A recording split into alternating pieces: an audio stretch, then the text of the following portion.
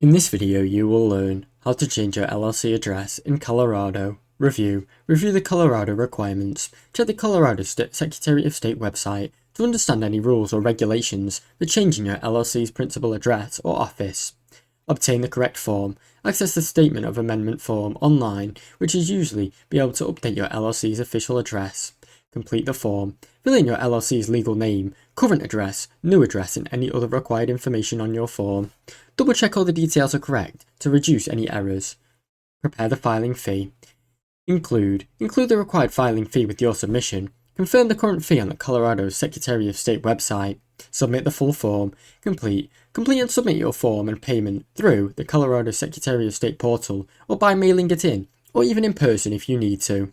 Update any other records. Once the amendment is approved, update your LLC's new address with the IRS, bank, any licenses or permits you may have, or any other relevant business contacts. Now you know how to change your LLC's address in Colorado. Thanks for watching. Don't forget to like and subscribe.